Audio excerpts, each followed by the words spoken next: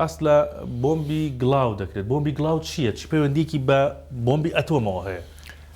خۆی تۆ یۆرانیۆم کە ئەکەی ئێستاکە ئەو یۆرانیۆمەی ئێران لە مەرحەلەی غازایە لە ناو کەپسولە، چونکە تۆ لە شلەوە ئیکەیتە غاز ئەنجا ئیکەیتە ڕق.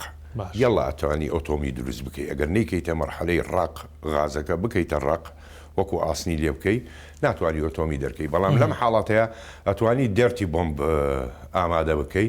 پێڵان قومبلە لە قەڤێڕەیانی شتێکی پیسە تشکی هەیە، بەڵام ناوچەیەکی مەحدوود دەگرێتەوە، بەڵام زەرەرێکی زۆری هەیە، بەڵام ئەو تیشکە نامێنێ بەردەوام لەو ناوچەیە وەکو بۆمبی استراتیجی و تەکتیکی.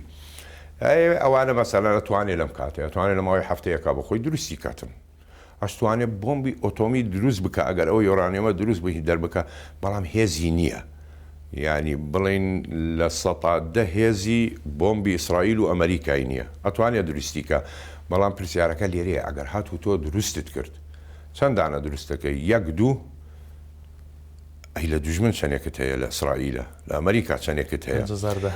لێرە من ئەمەیە قسەیە بکەم، یعنی بۆمبی ئۆتۆمی کە دروستەکەی معنایەوە نییە تۆ بەکاری بێنی، بەکاری ناهێنی. تەنها وڵات کە بەکاری هێناوە ئەمریکایە. من کە دروست یەکەم تەنها پێوترێ سیلاح ڕەدە، کەس نەیەتە ژیانم ئەوەم هەیە. کەس هێرش نکاتە سەر من نایکەم، من لێتی نادەم، بەڵام تۆ نەکەی بیتە سرم. ئەگەر ئێران هەی بواە ئەمریکا و ئیسرائیل نەیانەتوانی ئەو حالەی بدەن. ئێستا دالیلەوە چیە؟ کۆریای باکوور با بڕۆن خۆی لێ بدەن.